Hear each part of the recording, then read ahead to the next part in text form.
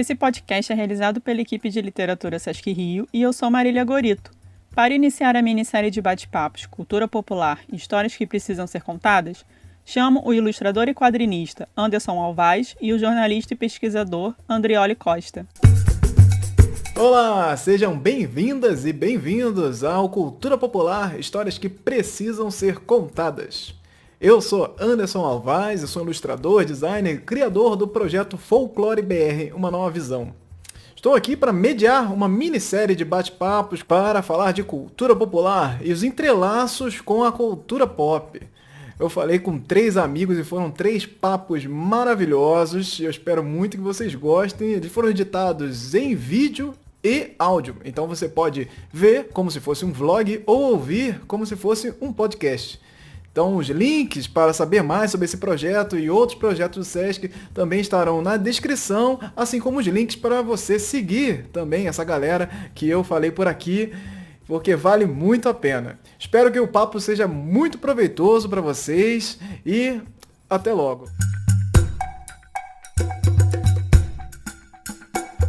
Olá, estamos aqui hoje para falar de cultura popular, sim, e aí vai ser um papo, que é um papo que a gente já tá aqui mais do que acostumado de fazer, de falar de folclore, de falar de cultura popular constantemente, então assim, é uma coisa que é um papo de amigos, é um papo aqui de quem já tá acostumado a falar com isso. Vou trazer aqui com vocês o meu grande amigo Andrioli Costa. Por favor, Andrioli, se apresente aí para quem não te conhece. E aí, pessoal, e aí, Anderson? Então, para quem não me conhece, meu nome é Andrioli Costa, parece sobrenome, mas é meu nome. Eu sou jornalista, pesquisador, e agora 1001 funções, né? Sempre ligado de alguma maneira à cultura popular. Então, agora estou terminando o meu pós-doutorado na UNEB, na Universidade do Estado da Bahia, onde eu estou investigando adaptação de mitos e lendas para card games, para jogos analógicos de cartas.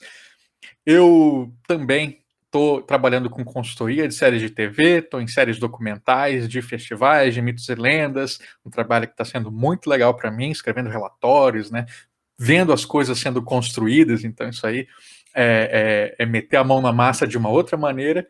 E, né, em paralelo a isso, eu também produzo conteúdo no meu site, que é o Colecionador de Sacis, onde vocês encontram especialmente os meus podcasts, que é o Poranduba, o Quem Quer Ser um Folclorista, né, que é um game show, e outros tantos, e agora também com uma newsletter aí, semanal, toda semana, fazendo indicações temáticas sobre cultura popular, sobre folclore. A dessa semana, por exemplo, foi Escola de Folclore e folclore na escola. Então eu trabalhei essa dualidade aí, como é que trabalha, né? Como é que se ensina folclore para o professor e como é que o professor ensina para o aluno. Então isso aí tá tudo lá. Perfeito, perfeito. Aqui, nossa, esses são muitos assuntos para falar e são muitas coisas que às vezes vão se entrelaçando, assim, que a gente nem percebe, né? Essa própria relação com o folclore, a cultura popular, ela vai entrando na sociedade de formas muito diferentes.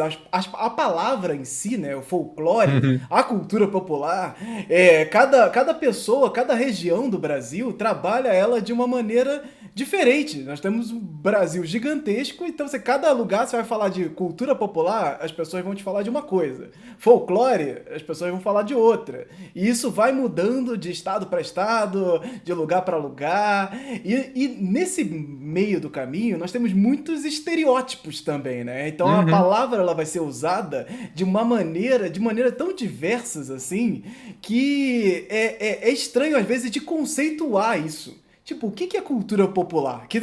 Quando você bota num ponto de vista prático, né? Cultura popular. Então é uma coisa que tá ligada a todas as pessoas conhecem, todo mundo conhece, é uma cultura popular, comum. Ué, e aí você vai falar de cultura popular, o que vem à cabeça, né? Aí fala, cultura nordestina? Claro. Vem vários papos assim, tipo, você vai lembrar de várias coisas. Isso aqui é o Museu da Cultura Popular. Aí tá falando da cultura do interior de um estado, tá falando de questões e aí fala assim, Anitta é pura cultura popular. Aí eu falo assim, Aleatório, opa, né? como assim?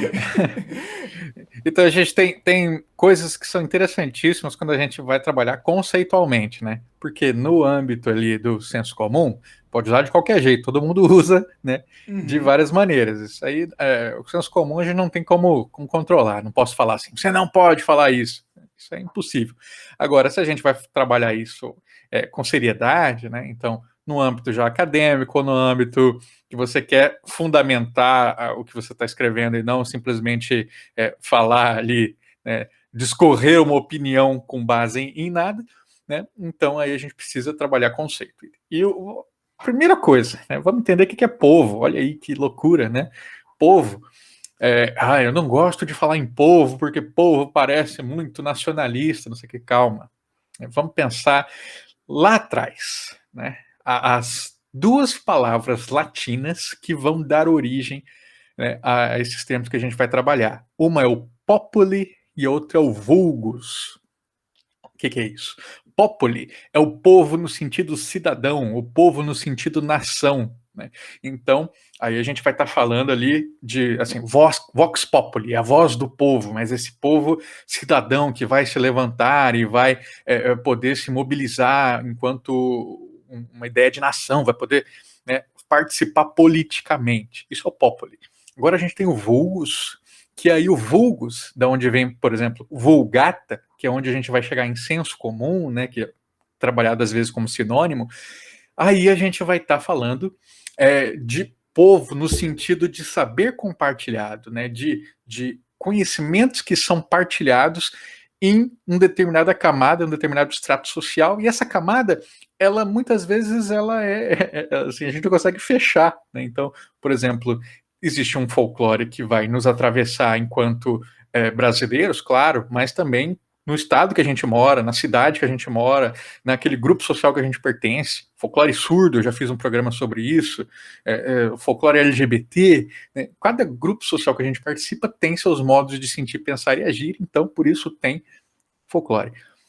Então, percebam só que interessante, de vulgus, né, a gente vai chegar no folk, porque tem o Volk ali de Volkswagen, por exemplo, no germânico, que é o carro do povo, né?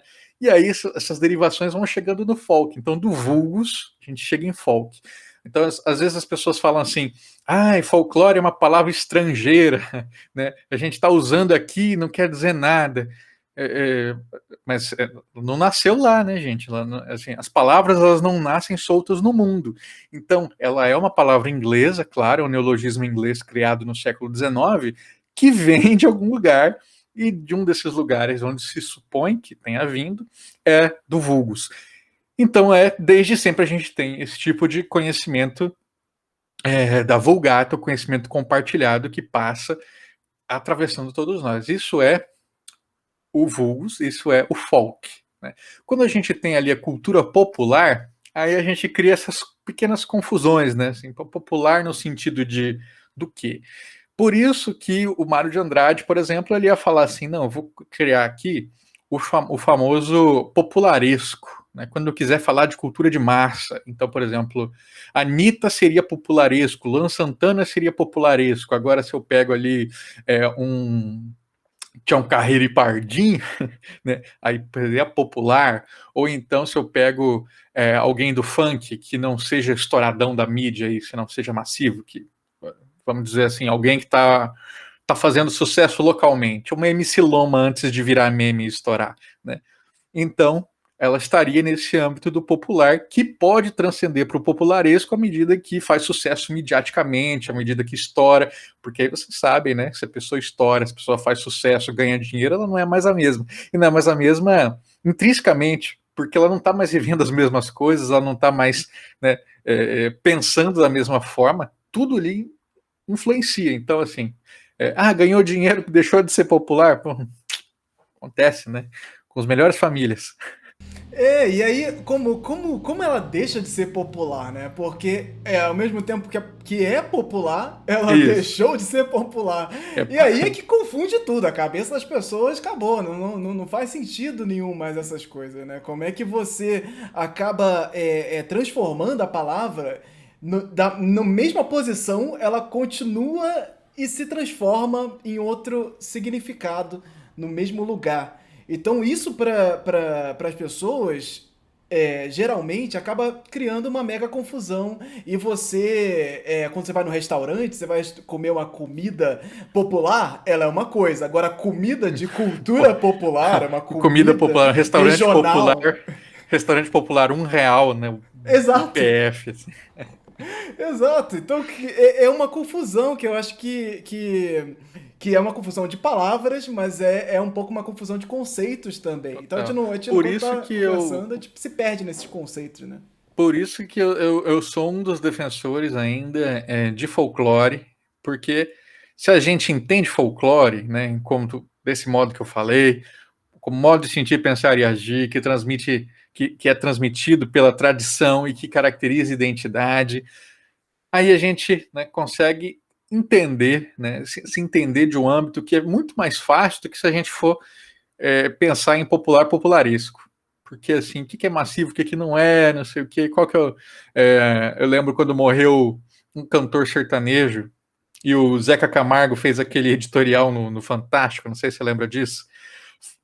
Morreu o cara, um cara, assim, tava fazendo o maior sucesso com uma única música lá pro resto do mundo, mas pros seus fãs ele tinha uma trajetória maravilhosa. E o Zeca Camargo faz o editorial no Fantástico falando assim, nossa, né, o brasileiro tá tão carente de ídolos que escolhe um qualquer aí sertanejo para virar o novo ídolo e chorar pela sua morte. E as pessoas ficaram revoltadíssimas, porque quem é você para dizer que a gente não, que esse cara não é famoso? Quem é você para dizer que esse cara não é conhecido só porque ele não está na sua bolha? Então aí a gente vai entrar nessas dificuldades do massivo, né? Porque tem canais aí de YouTube com 1 milhão de seguidores, 5 milhões às vezes, que eu nunca ouvi falar, tenho certeza que você também não, e a gente está conectado, né, direto aí nas redes. Então, hoje em dia, né, o que é massivo e o que não é, fica muito tensionado. Agora, a gente consegue falar o que é identitário e o que não é, né? O que faz parte da nossa formação, seja enquanto algo material, seja imaterial, seja um modo de fazer fisicamente, seja um modo de pensar, uma superstição, uma crença. Isso a gente consegue entender com mais facilidade. Por isso, eu defendo ainda folclore. Acho que é importante defender, mas aí sempre trazem essa questão do ressignificar o folclore, né? Ah, é importante defender, mas é preciso ressignificar, entender o folclore de uma forma diferente. E eu acho que muita das vezes vem um preconceito aí também, né? Eu não entendo a palavra, então eu ressignifico ela. Eu Como já é que não entendo. Como é você. que você ressignifica isso? Como é que você ressignifica o que você não entendeu, né? Aí é uma grande dificuldade. Vou propor uma ressignificação de algo que eu nem entendi o que que é. Então, assim, é um problema, porque faz 70 anos, pelo menos, né, desde a nossa primeira Carta do Folclore no brasileiro, de 1951, que se escreve, por exemplo, que folclore é dinâmico, que ele não está preso no passado, que as coisas vivem, se transformam e morrem, que ele não está restrito às camadas populares, né, mas que atravessa todos os grupos humanos. Isso aí, né, está escrito num documento com chancela da Unesco que serviu de horizonte para a produção de obras, de livros, de editais públicos, de concursos, de leis. Assim, então, quem está pensando efetivamente o folclore tem ou deveria ter essa noção, porque está aí circulando há bastante tempo, né? Só que ainda hoje você encontra as pessoas falando assim: ah, mas folclore é muito engessado, ah, mas folclore é cultura morta, a gente tem cultura viva, é claro que tem. Ninguém está dizendo que não tem. Então, o que acontece? Para mim, acontece o seguinte: as pessoas pegam críticas de autores que estão falando lá de trás, por exemplo, o Florestan Fernandes, quando vai criticar folclore, está descendo a lenha lá na primeira metade do século XX. Eles pegam esses textos, entendem, né, que eles mesmos entendem folclore enquanto algo congelado, né? Então, pau, fechou ali aquela crítica de 70 anos atrás que não se atualiza, né? O que uma das primeiras coisas que a gente tem que fazer é tentar entender como é o pensamento contemporâneo sobre isso, né? E o pensamento contemporâneo no mundo inteiro vai entender dinamicidade, inclusive lá na sua origem, na Inglaterra, lá demorou um pouquinho ainda, só nos anos 70 que vai se pensar folclore urbano, na Grã-Bretanha, por exemplo. É alguma coisa que a gente já pensava aqui. E talvez uma coisa que ajude, mas aí depende também da boa vontade dos críticos, é que uma nova carta do folclore está sendo escrita, dialogada e debatida entre os membros da Comissão Nacional do Folclore para ser lançada talvez no ano que vem.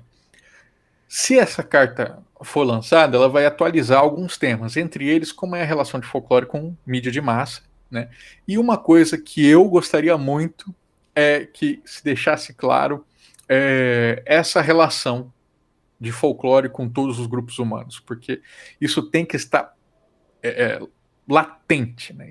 Você tem que bater o olho e entender. Fala assim, tá, não é só de pobre, né? Que algumas pessoas falam, não é só de gente que não tem instrução formal, né? Não, o folclore está em todos os grupos humanos, atravessa todos nós. E como que atravessa? Atravessa, por exemplo, por que você estica a mão para cumprimentar uma pessoa? Uhum. Tem motivo nenhum para você fazer isso que não outras pessoas do seu grupo social fazem, né? Por quê? Se a gente sai do Brasil, a gente vai para um outro país, né? Um país, por exemplo, em que as pessoas se tocam menos, esse ato de segurar a mão, abraçar, dar um beijinho, isso é impensável. Uhum. Tanto que a gente escuta aí altos casos de gente que vai fazer intercâmbio, chega lá, dois beijinhos no alemão e o cara fica Exato. travado. Sim, exato. O próprio japonês, né? De falar da cultura asiática, de fazer um Sim, cumprimento, de não se tocar, né? Então você vai, abaixa a cabeça, faz um cumprimento, e você não tem. Inclusive, em alguns lugares, você bota as mãos uma com a outra, fazendo tipo uma reza, e abaixa a cabeça. Ou seja, não toca na minha mão. A minha mão não. não existe, né? E eu, nesses tempos de pandemia, especialmente ano passado, né, quando a gente ainda estava enfrentando, entendendo como enfrentar, e a vontade você encontra o seu companheiro ali no supermercado de estender a mão e dar um abraço no cara, né? Nossa. Aí você precisa se controlar, pensar no seu contexto e dar aquele cumprimentinho de cotovelo ou um soquinho. O que isso mostra pra gente? Isso já mostra duas coisas. A primeira que, primeiro, esse ato ele não tem fundamento lógico, mas tem um fundamento afetivo. Né? E folclore vai ser permeado por afetos. Né? Então, o folclore, muitas vezes você não vai encontrar uma explicação racional e nem é obrigação, mas há uma explicação simbólica, afetiva. E aí sim, tem todo um fundamento por trás. E a outra coisa que esse ato do cotovelinho e do soquinho nos ensinam é que, em determinadas circunstâncias, hábitos, modos de sentir, pensar e agir tradicionais folclóricos podem mudar. Né? Imagine que a gente vivesse num apocalipse em que Covid durasse para sempre. Né? Então, a tradição, com o passar do tempo, passaria a ser o cumprimento com o cotovelo. Né? Exato, exato. E essa transformação, isso seria muito mais. Essa forma de contato, ela é muito interessante para explicar o folclore e ela não é a forma mais utilizada, né? Nós temos, principalmente no Brasil, quando o folclore é como palavra, ele é colocado muito nesse lugar da infância, né? Uhum. Então, é uma palavra que dentro do senso comum, que o senso comum, inclusive, é muito importante pro folclore, né? Então, dentro do senso comum, ele é conhecido como algo que ficou na infância, que é algo ligado a esse lado infantil, às lendas, etc. Então, se você tivesse muito mais esse lance dos gestos explicados, por exemplo, na escola, talvez essa conexão ela fosse um pouco diferente, né? Hoje em dia, ou daqui pra frente, se isso passar a ser ensinado também na escola, como essa questão dos gestos mesmo. Pô, essa explicação da pandemia, essa nossa relação com gestos na pandemia, elas falam muito sobre folclore, porque é algo que a gente não segura.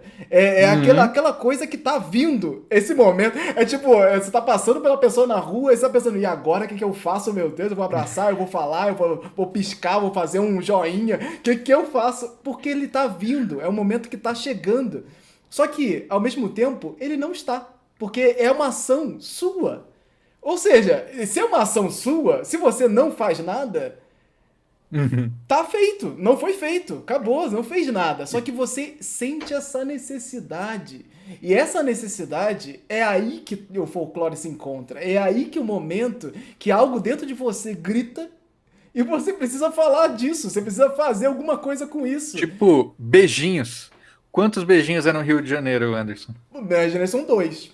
2, né? 2 só, eu já achei que eram 3, porque tem lugar que é 3, né? Espírito Santo, 3. Espírito Santo, 3, 1, 2, 3. Lá no meu estado é um só, né? E às vezes, quantas vezes já não deixei gente no vácuo, né? Com um beijinho. Imagina com 3, a pessoa deve se achar, né, malquista ali. Sim. Uma vez eu ouvi uma menina falar a estratégia uma paulista, né? Que também São Paulo é um beijo só. E aí dá o aperto de mão, um beijo e um abraço. Porque assim, a pessoa não fica no vácuo. Porque ela tá lá, ela dá um beijo e na hora de dar o outro, você já vai no abraço. Acabou, finalizou o beijo, já acabou o cumprimento. Então ela já interrompe o segundo beijo com um abraço. Acabou. Ótimo, muito bom. Então, assim, é isso. A gente vai se adaptando nesse processo. E essa transformação também que vem da sociedade, né? Que vem dessa relação da sociedade, coloca dentro do folclore essa obrigatoriedade de se transformar, de se adaptar àquele momento, de se adaptar às pessoas. Então, você vai ter isso nas formas de fazer comida também, que elas vão se adaptar com os novos formatos.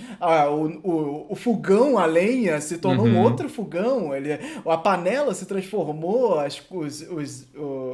a forma de fazer a farinha se transforma, então isso vai se transformando também nesses afazeres, e isso vai sendo levado de pai para filho, essa geração, elas vão levando todos esses conhecimentos, e é impossível a gente não ver isso acontecendo, essa transformação está na nossa frente. E qual o desafio que a gente tem de fazer isso ser entendido, né? Disso ser absolvido.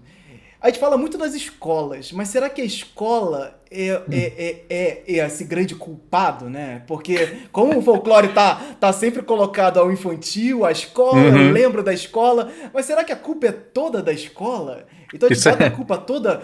os professores têm que resolver isso aí. Como tem vários assuntos na sociedade que são assim, né? Os professores que resolvam, porque... Isso é muito interessante, que eu escrevi isso hoje na newsletter, né? Eu começo falando assim, gente, o Câmara Cascudo, né, que é o nosso grande folclorista, ele lembrava, folclore é um conhecimento que passa ao largo das instituições. O que isso quer dizer? Quer dizer que, independente do que falar governo, independente do que falar ciência, independente do que falar escola, né, esse saber ele vai continuar sendo transmitido. Então imaginem, como já aconteceu em alguns países, né, vamos dizer assim, um país domina o outro, né, e aí esse país proíbe que você cante o hino nacional, que você estenda a bandeira da sua terra, que você, né, manifeste aqueles atos pátrios, não sei o quê. A bandeira da sua terra vai passar a ser a padronagem da sua roupa, né? Vai passar a ser a peça de artesanato que você faz. Isso vai representar o seu povo em resistência, né? Então, independente do que o governo está falando, você vai continuar fazendo aquilo. E aquilo tem tanta força que vai valer, né, como um índice da existência do seu povo, do reconhecimento do seu povo. Aí a questão da escola é justamente isso, né? Se o folclore, a gente exige que o folclore seja ensinado na escola, infelizmente a gente está trabalhando com uma tensão ali, né? Uma potência oposta, porque o lugar do folclore, a princípio, não seria ali, porque ali é o lugar do conhecimento institucionalizado, é onde aquele folclore que vai ser diverso, amplo, inafixável, né? Porque vai ter várias versões de um mesmo comportamento, várias versões de um mesmo mito, vários jeitos de falar de uma coisa. Ele vai precisar ser disciplinarizado e reduzido a uma forma que seja possível de você ensinar. Então, a presença do folclore na escola é contraditória. Porém, a gente está nesse mundo aí em que o pai não tem tempo para o filho, né? Que o pai implora para a escola voltar porque ele não aguenta mais ficar com a criança em casa porque precisa trabalhar na pandemia. Sim. Então, né, o folclore que deveria ser esse espaço a ser desenvolvido dentro do seio das famílias, ele acaba sendo, como tantas outras coisas, né, da formação cidadã, levada para a escola. E aí o professor acaba tendo que lidar com isso. Se a gente entende, então, a educação não como esse princípio castrador e disciplinarizador, mas sim como um ambiente de formação diversa do ser humano, né? Um ambiente que vai fazer uma formação cidadã, sim, mas também humana e cultural da criança. Então, o folclore vai precisar estar na escola, mesmo com as suas contradições, mesmo com os seus tensionamentos. E aí é o desafio. Como é que você faz isso? É tentando mostrar desde cedo para a criança que não tem, isso é difícil, não tem certo e errado. Nossa! Não existe isso, não existe essa ideia de que é desse jeito e pronto. Vários jeitos são possíveis. Quem sabe o folclore seja, inclusive, o caminho para a gente caminhar para uma educação plurissaber, né? Uma educação que vá abraçar aí outras formas de pensar, outras formas de acesso à ciência, uma forma descolonial, inclusive, de pensamento, né? Esse pode ser um caminho, o caminho inicial, né? Que vai ser complementado por outras coisas.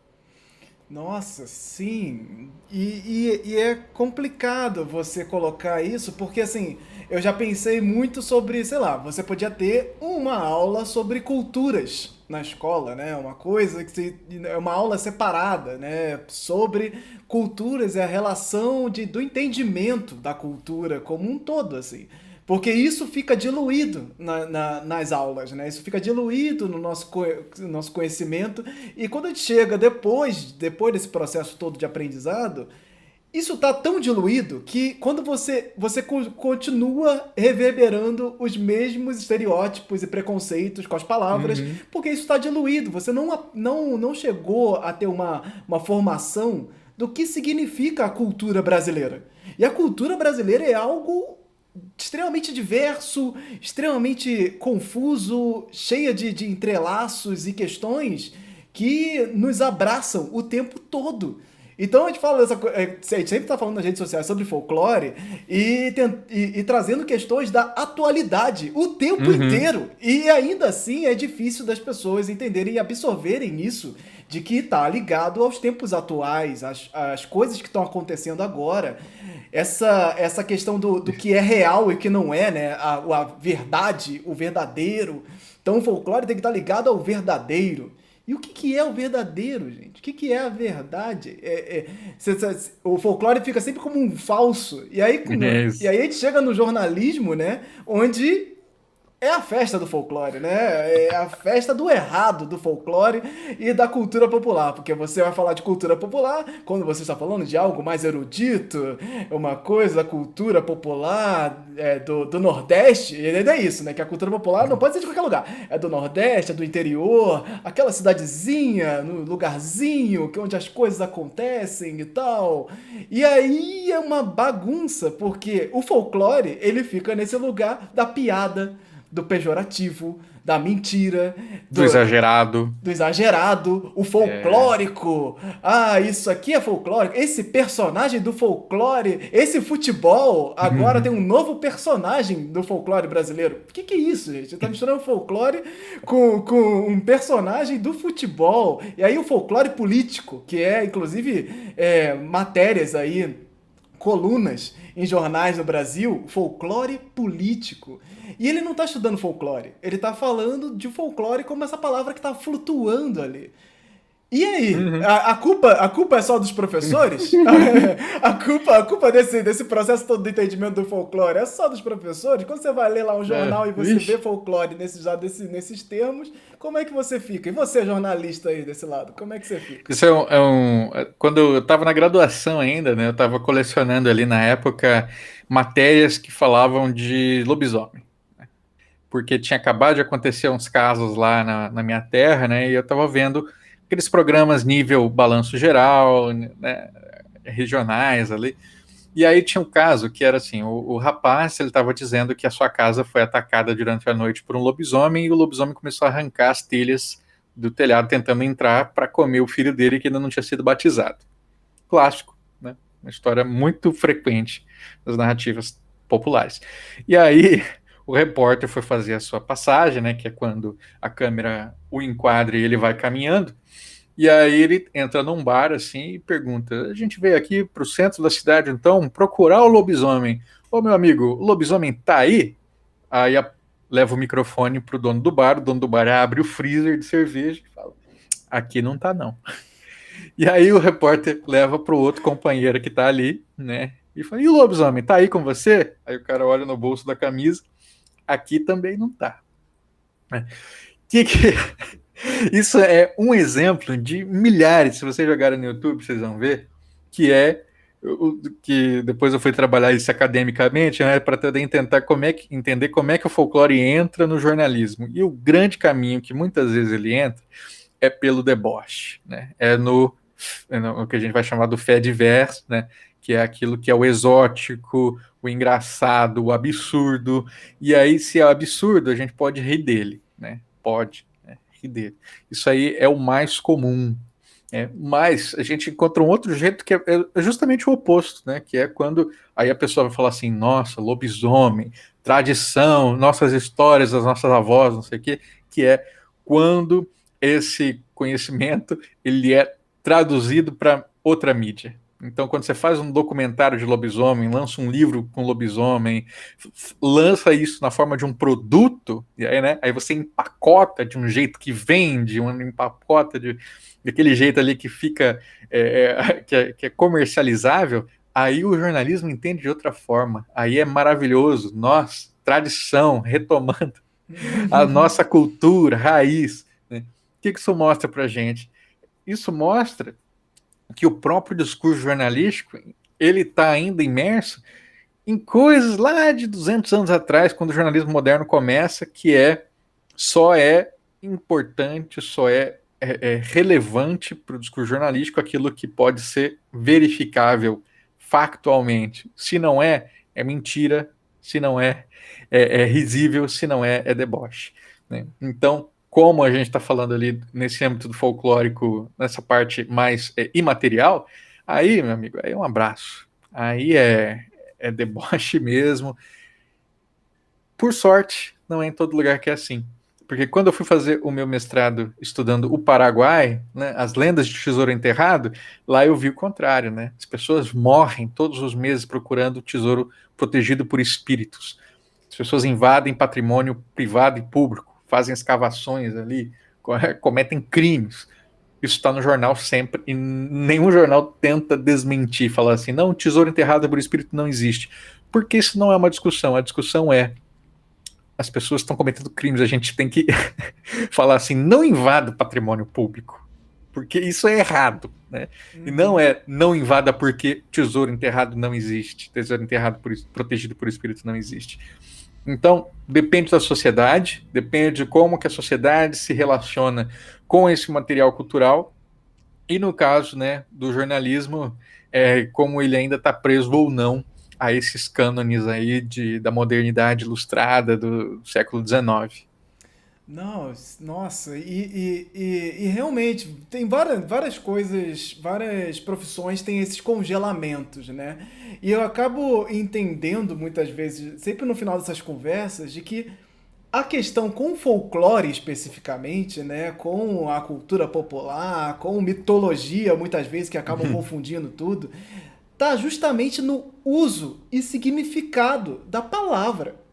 É só a palavra, porque se você trata tudo isso Vou falar dessa reportagem sobre os tesouros escondidos dos espíritos de Escambau 4. Se eu não falo da palavra folclore, tá ok. E aí, o que as pessoas fazem às vezes é pegar essa palavra para tentar desmistificar a questão. Então, assim, não vão lá, não peguem esses tesouros, não façam isso, porque é só folclore. O É só só folclore, historinha. Né? Nossa, isso aí me dá um negócio. porque você vai diminuir folclore e coloca o folclore novamente nesse lugar de diminuição, de coisa menor e tudo mais, e ao mesmo tempo alerta as pessoas. Alô, alô, não vá lá não, porque é só folclore. Só que assim, esse só folclore carrega tanta coisa, que a gente não para pra pensar. Folclore, folclore, sabedoria do povo. Quando você bota a sabedoria do povo como algo menor, o que que isso significa, gente? Eu não tô falando do conceito, da profundidade da palavra, das coisas. O significado cru e simples. Sabedoria do povo como algo menor e mentiroso, falso. Gente, o que que isso significa? O simbólico que isso carrega. Eu acho que a gente tem muito ainda o que refletir sobre isso, assim. E é difícil botar a culpa em alguém, sabe? Porque é uma coisa que é generalizada, é uma coisa que tá no jornalismo, tá na TV, no cinema, tá em tudo que é lugar. A gente vê lá nos. Que a gente sempre tá comentando também os trailers de filmes e séries, e aí tem lá sempre aquele clássico. Essa história não é só folclore, isso aqui não. Esqueçam as lendas. Isso aqui é verdade. Isso aqui não é mentirinha, isso aqui não é uma historinha. E aí você tá lá de novo, reverberando as mesmas questões para tornar essas questões menores. E aí quando te convém, você fala, não, será que é só lenda? Ah, isso aí tem um fundo de verdade. Porque ele não pode ter a verdade, ele tem que ter só um fundo de verdade. Não pode ter a Sim. verdade toda ali, é só um fundo. E aí as pessoas tentam, inclusive, arranjar explicações assim, não? Tipo, será que o Saci não era tal coisa, ou era tal caso, ou era quando as pessoas estavam vendo um redemoinho, ou era quando as pessoas viam o bambuzal estalando? É tudo, gente. É É tudo. tudo. Nossa. Não dá para você falar que é isso aqui. É tudo isso. Né?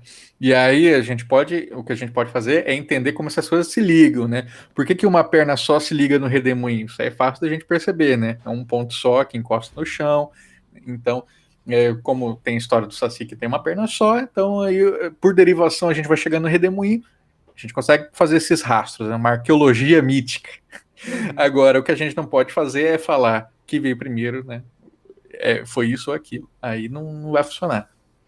Pois é, esse entendimento da variedade das histórias, de como as histórias se transformam, como o tempo se relaciona com elas de forma diferente, isso é uma coisa muito profunda, né? É uma coisa que às vezes a gente precisa mudar a nossa forma de pensar para poder chegar nesse lugar. E aí não tem como. Essa forma de pensar, ela muda daqui pra frente, não daqui pra trás. A gente não consegue pegar essa coisa. Isso se, claro, a pessoa não tivesse predisposta a isso, né? A pessoa precisa estar predisposta a entender o que significa para poder desconstruir essa visão antiga.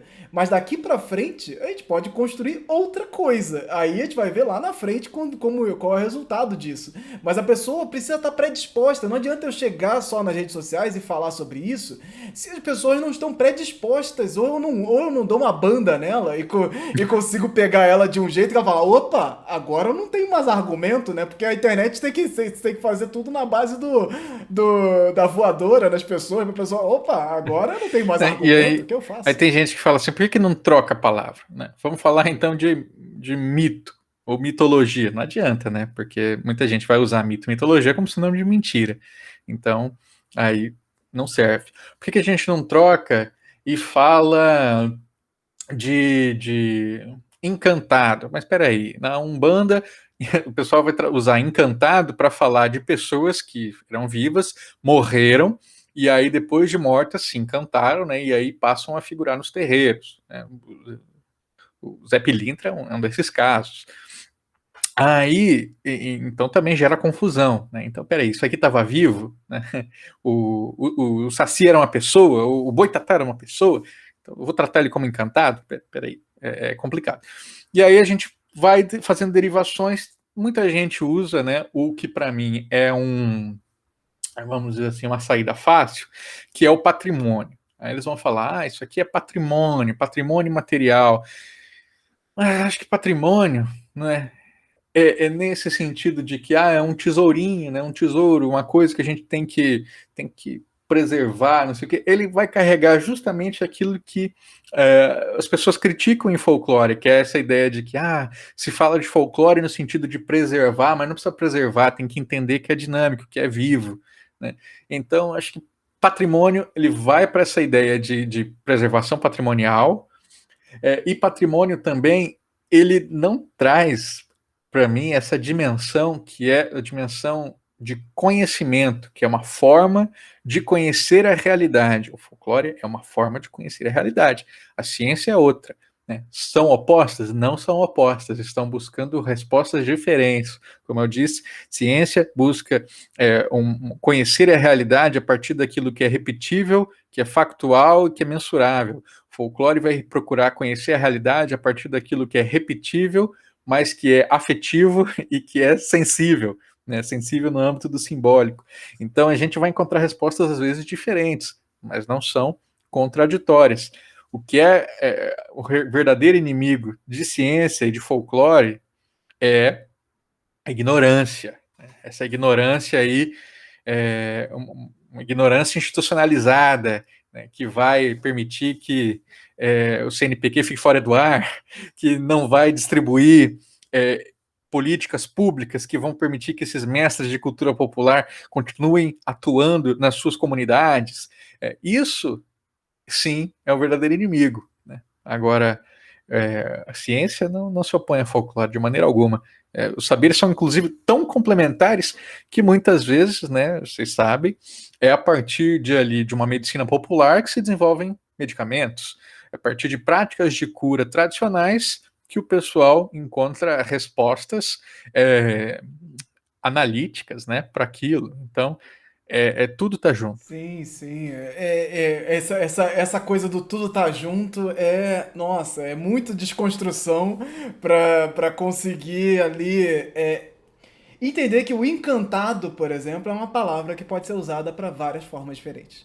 Cada lugar vai usar essa palavra de uma forma diferente, com um contexto diferente, com um peso diferente. E assim como todas as palavras, o folclore também acaba caindo nesse lugar de uma palavra que tem pesos diferentes para pessoas diferentes. Então, lógico, a gente sempre chega no momento onde a palavra folclore ela é quase ofensiva para certas pessoas. Uhum. Porque como essa palavra pesa para ela. Vai pesar de uma outra forma, porque ela tem um outro trauma relacionado a essa palavra. Então, você pode falar uma palavra comum para uma pessoa que tem um trauma com aquela palavra, ela vai se sentir ofendida. Porque como aquela pessoa usa, ela é de uma forma diferente. Então, pô, você vai falar para ela sei lá, uma relação com um acidente que a pessoa teve com um vidro, você vai falar, lembrar de vidro, pode trazer significados diferentes para essa pessoa.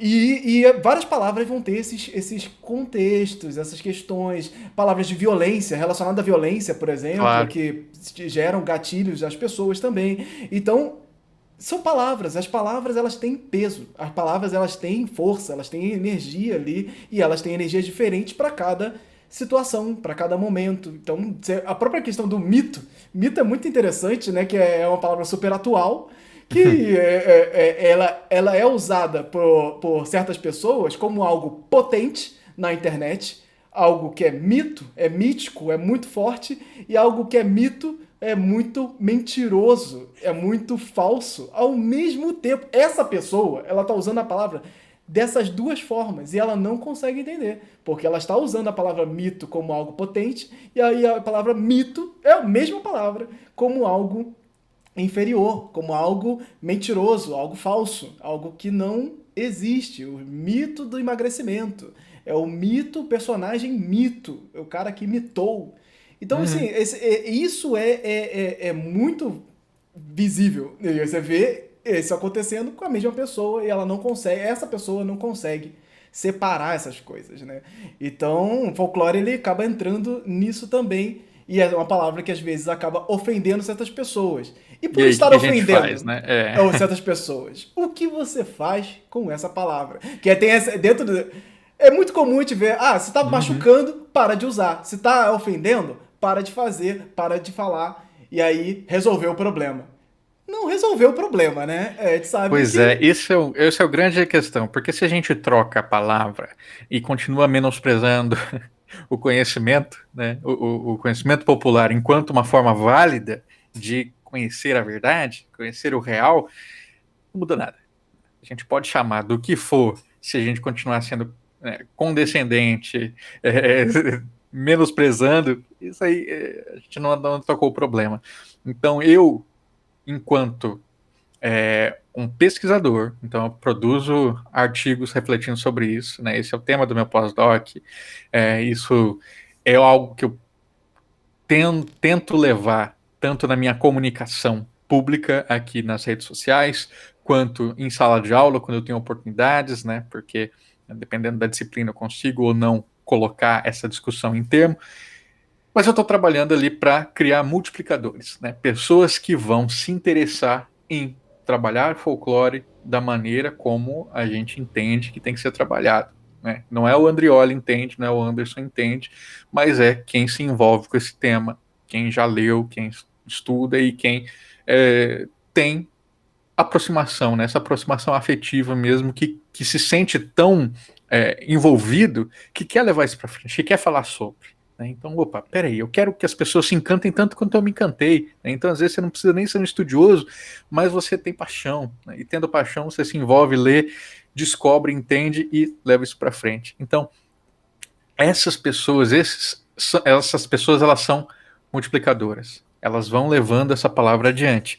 É um trabalho infinito. A gente nunca vai conseguir fazer com que todo mundo use folclore ou pense em folclore da maneira como a gente está dizendo, mas é um trabalho igualmente infinito e, para mim, infrutífero tentar lutar contra a palavra proibindo-a, né? Fazendo ela ser uma palavra proibida, uma palavra de maldição que, se você coloca isso em sala de aula, se você coloca isso na mídia, se você coloca isso no jornal, você está errado. As pessoas vão continuar usando, primeiro, porque isso é um termo que está aí circulando mundialmente, né? Tá o dia do folclore não é brasileiro só, é um dia internacional do folclore, né? Isso faz parte das celebrações. Folclore não está só ligado também ao dia do folclore, apesar das pessoas pensarem muitas vezes que o folk, né, só diz respeito a mitos e lendas. Aqui no Rio Grande do Sul, por exemplo, folclore, ir ao folclore é ir a grupos folclóricos. Né? Você usa isso para grupos de dança, grupos de canto, grupos de música. Então você vai ali participar daquele folk way. Folclore colocado aí de uma outra forma. Se a gente vai para a Argentina, por exemplo, folclore é muito usado para música. Músicas folclóricas, então eles falam assim: vou para o folclore, vou ouvir o folclore, que é ouvir a música folclórica. Então, assim, enfim, circulando pelo mundo, circulando pela América Latina, pelo próprio Brasil, esse termo está aí e vai continuar sendo usado e deve continuar sendo problematizado e questionado no sentido de que a gente encontre esse sentido agregador, diverso e capaz, né, de capturar toda essa potência que eu enxergo que ele tem. Porque quando a gente... Para mim é o seguinte, o folclore também nos ajuda a descentrar o indivíduo. Porque às vezes a gente fala assim, para mim não serve, eu não gosto, eu não quero, eu não faço. Mas o folclore vai falar, opa, não é você, somos nós. Né? Então eu não gosto de feijoada, por isso esse prato não diz respeito a mim. Você sabe o que é. Né?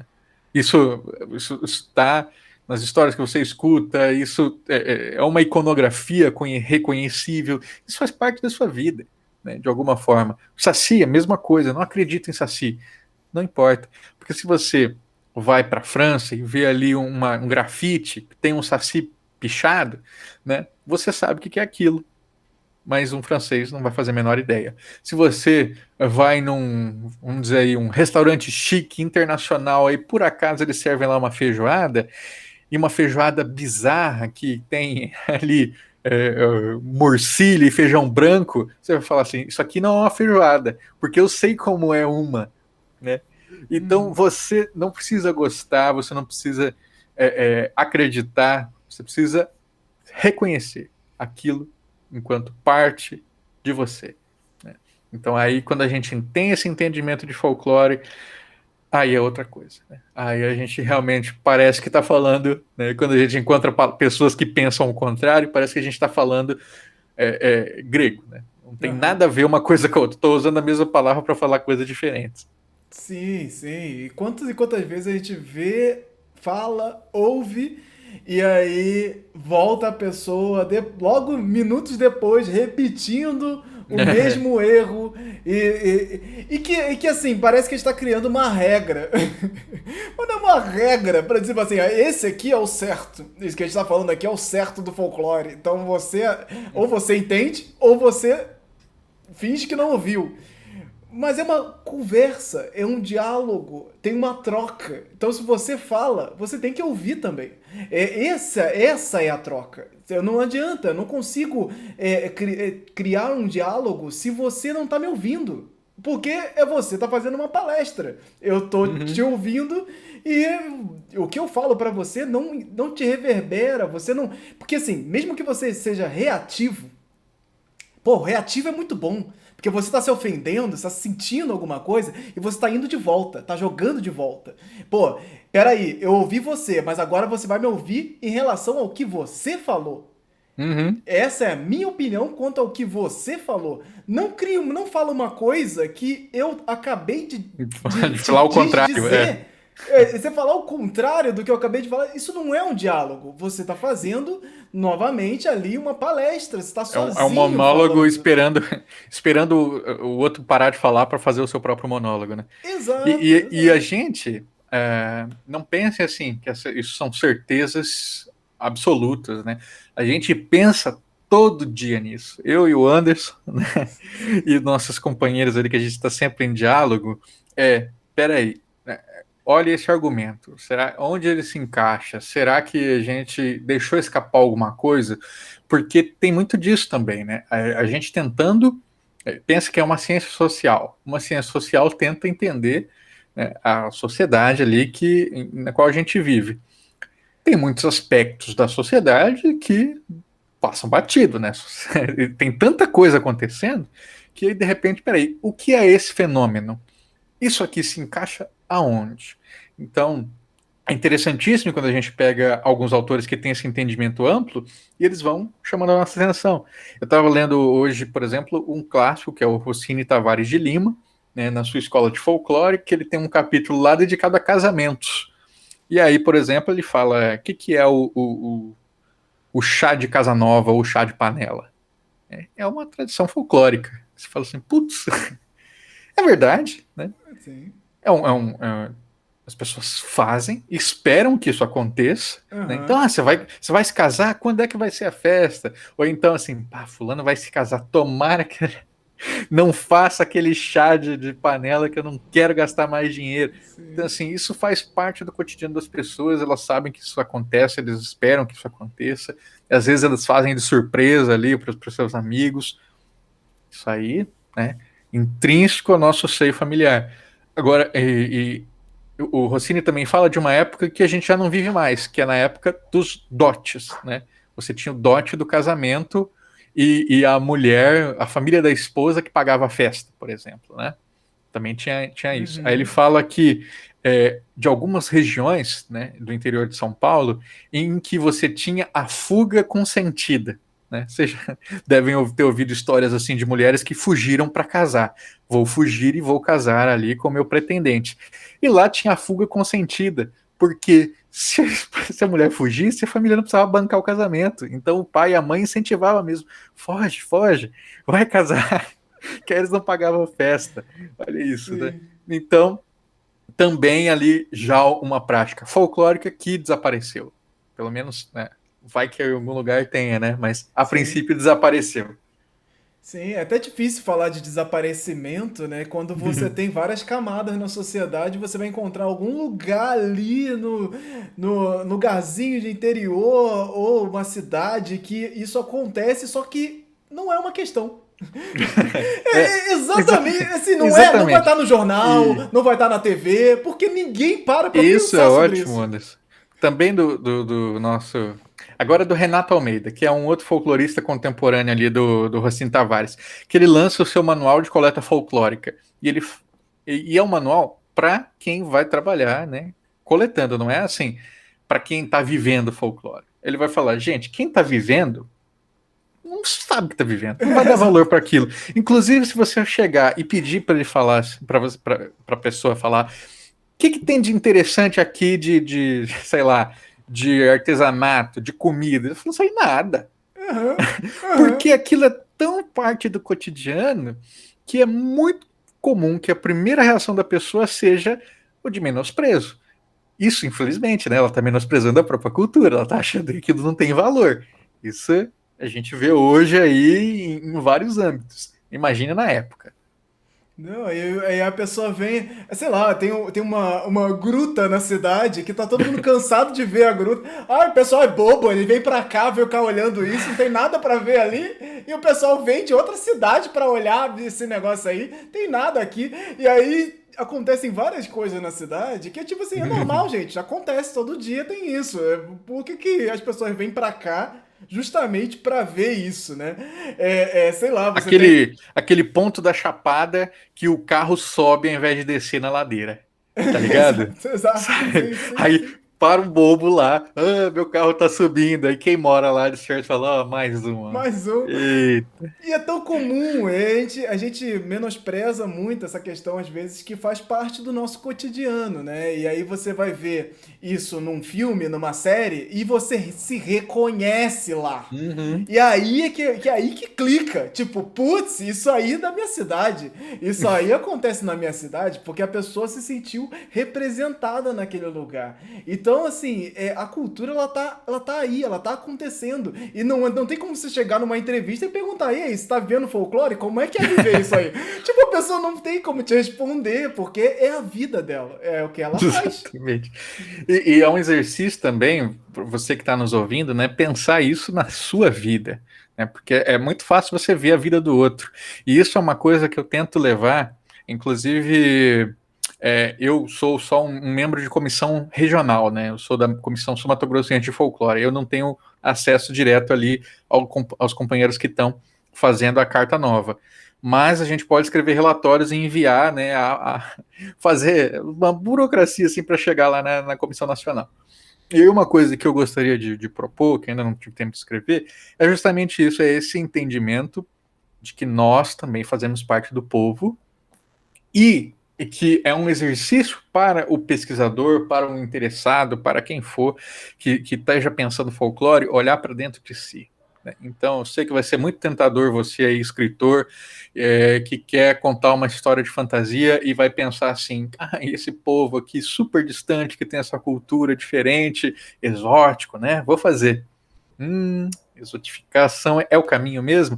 E se você olhasse para as histórias do seu bairro, as coisas que você escutou ali na sua infância, que a sua avó te contava, e aí você vai contar aquilo com carinho. É uma outra pegada, é um outro olhar. E aí você vai descobrindo coisas que você não dava valor, né? Esses dias tive a oportunidade de fazer uma sessão de contação de história para o Sesc Amazonas, né? Com o pessoal da terceira idade da biblioteca. Então, um monte de velhinha. Fui falar de Saci. E uma delas falou assim: Nossa, agora que você falou, eu me lembrei de uma coisa. O pessoal fazia o assovio de Saci para paquerar.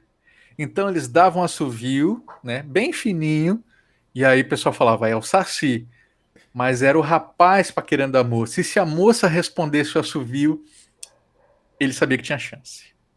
Olha. Então, o que é isso? Né? A gente está vendo ali num cotidiano de família, né? De família não, de vila, essa prática folclórica do assovio, usada para disfarçar uma paquera, que foi reativada na memória daquela senhorinha quando morou lá, sabe-se lá quanto tempo atrás, por causa de uma história que eu contei, né? Então, esses são os caminhos da memória que o folclore ativa também, porque a vivência dela é totalmente diferente da minha. As nossas idades, os lugares que a gente viveu, Aham. as coisas que a gente fez, mas a gente se conecta, porque mais uma vez folclore não é sobre o indivíduo, é sobre o coletivo, e esse coletivo que se identifica enquanto, né, da maneira que a gente conseguir se conectar, né? Porque às vezes tem alguém do meu lado aqui que pode não se conectar em nada comigo, né? Não sentir proximidade nenhuma com nada que eu falo, e tem alguém ali, né, e no Amazonas que vai se encantar com as histórias de Saci que eu estou contando aqui no Sul. Bem, encaminhando aqui para nossa reta final, você, assim, eu como amigo e consumidor do seu trabalho, estou sempre aprendendo o tempo todo em textos, em podcasts, em lives, o tempo todo aí com o professor Andrioli nos mandando vários conhecimentos maravilhosos. E no meio do seu trabalho, você está sempre se conectando com outras pessoas, fazendo essa ponte com folclore, relacionando cultura popular, em entrevistas e podcasts e textos e tudo mais. Eu tô sempre aprendendo o tempo todo. E Eu você? também.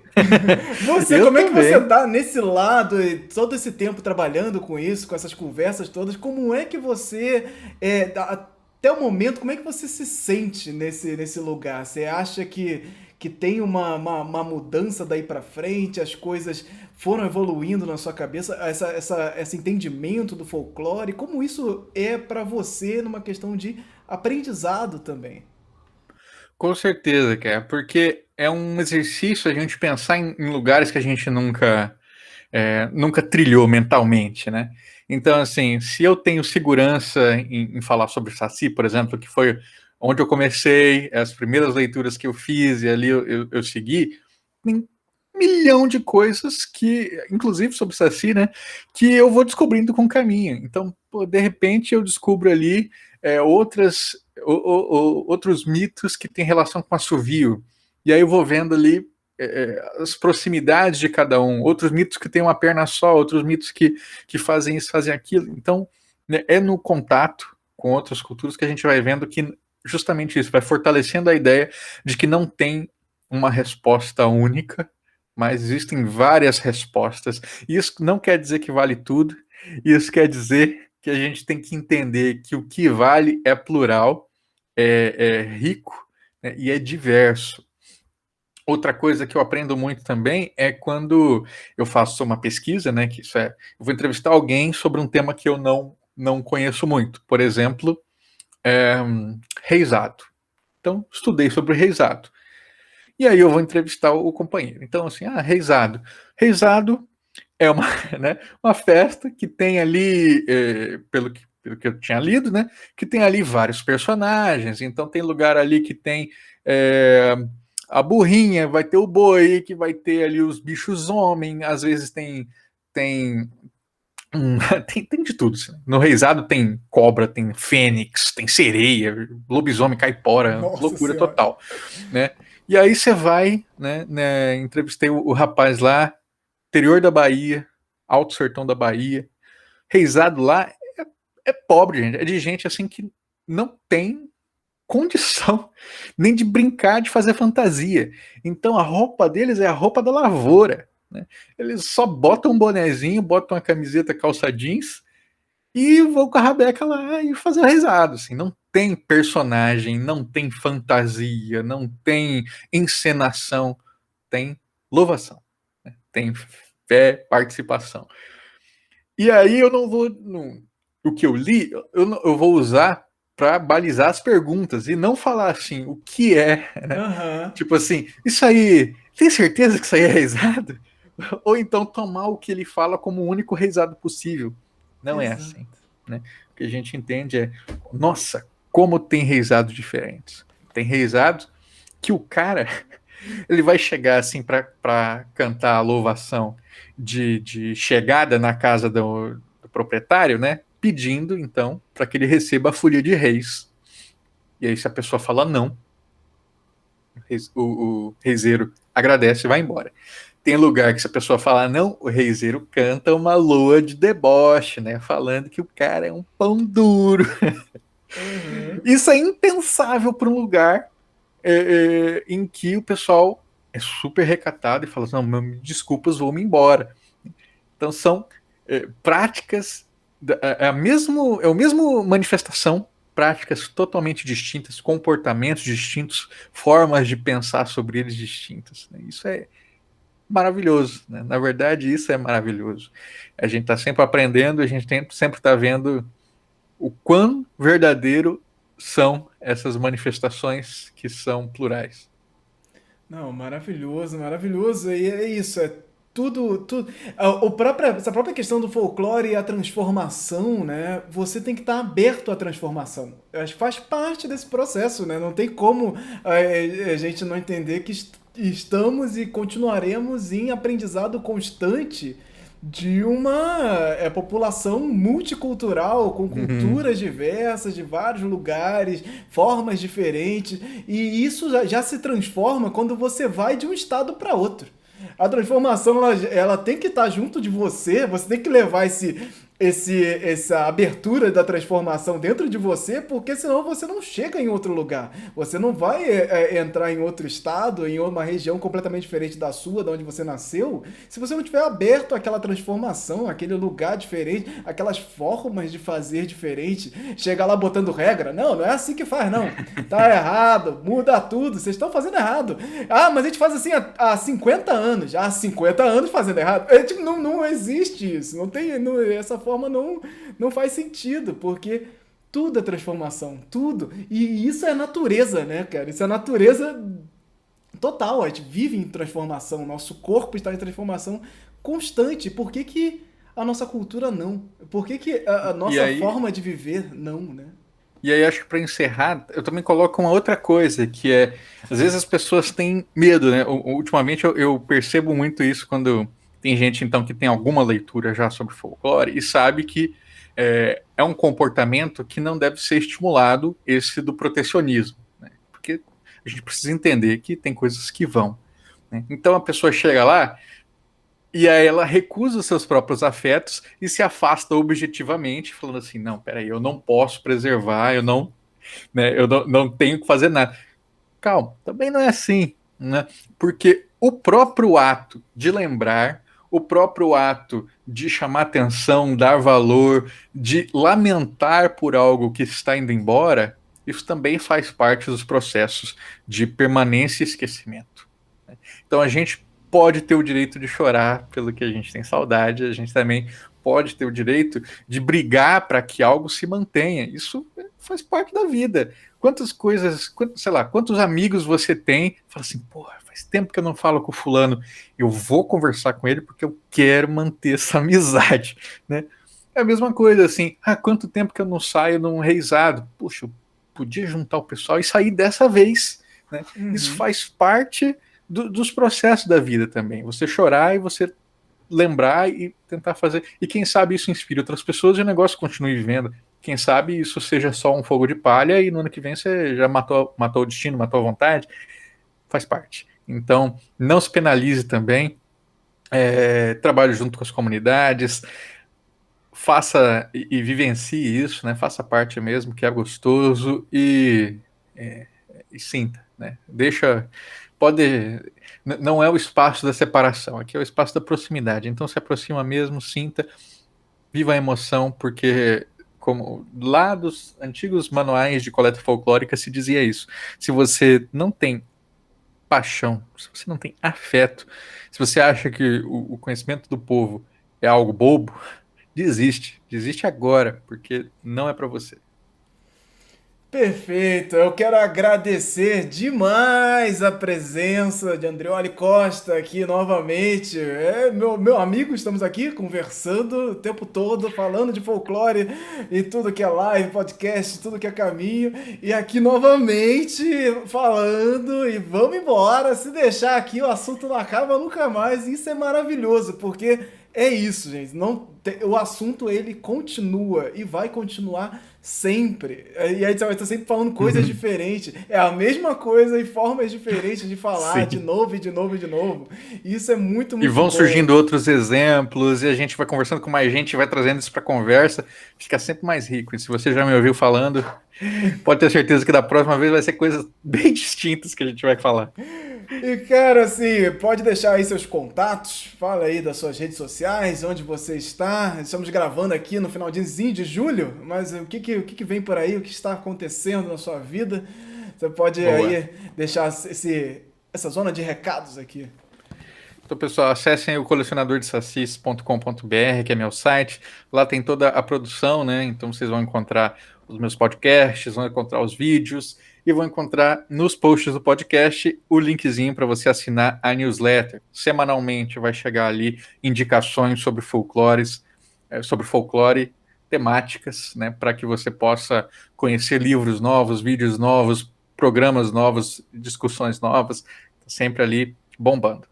E, né, se você tiver interesse, acompanhe ali nas nossas redes sociais também, no @Andrioli, no Twitter, que é onde eu mais uso, porque a gente vai lançar para o final desse ano um card game inspirado em cultura popular brasileira, né, no seu sentido mais amplo. Então é nesse sentido folclórico que eu estava falando. Vamos ter mitos e lendas, vamos ter superstições, sim, mas vamos ter também festeiros, benzedeiras, parteiras, vamos ter comidas típicas, vamos ter de tudo. Trava-línguas, né? Brincadeira, cara, tudo isso está no card game, um card game pensado para 10 anos ou mais, inspirado aí em muita coisa que eu tenho certeza que você já conhece, né? Do Pokémon Trading Card Game, Magic, não sei o que, legal, mas a gente criou as nossas próprias regras, porque a gente não queria fazer um jogo de mata-mata. Então, não vai ser isso, vai ser outra coisa. Acompanha lá, quero vocês, campanha de financiamento coletivo lá no Catarse, né? Fiquem de olho, porque vai ser demais. Perfeito. Eu quero agradecer demais a todos que estiveram aqui até agora, nos ouvindo. Podem me seguir pelas redes sociais, @Vaz, ou FolcloreBR. Busque FolcloreBR, uma nova visão em todas as redes sociais. Joga no Google, você vai encontrar a gente por lá também. Tem o folclorebr.com, que você encontra todas as questões relacionadas, links, dicas e tudo mais lá no site bonitinho. Então, eu agradeço demais novamente aqui a parceria com o Sesc, e eu quero dizer que muita coisa ainda vem por aí, e continue acompanhando aí pelas redes sociais que vem novidades. Obrigado e até a próxima, gente. Tchau, Valeu. tchau. Chegamos ao fim do programa Cultura Popular, histórias que precisam ser contadas. Este conteúdo é uma realização do Sesc Rio e foi editado por Anderson Alvaz, coordenador do evento virtual Folclore BR Somando Visões 2021. Os demais episódios estarão disponíveis em formato de podcast no canal do Sesc Rio no Spotify e em vídeo no canal do YouTube do Folclore BR, em youtube.com/folclorebr. Não deixe de acessar os links com demais detalhes e conteúdos relacionados a este programa, que estarão disponíveis na descrição de onde você estiver ouvindo. Muito obrigado pela audiência e até mais!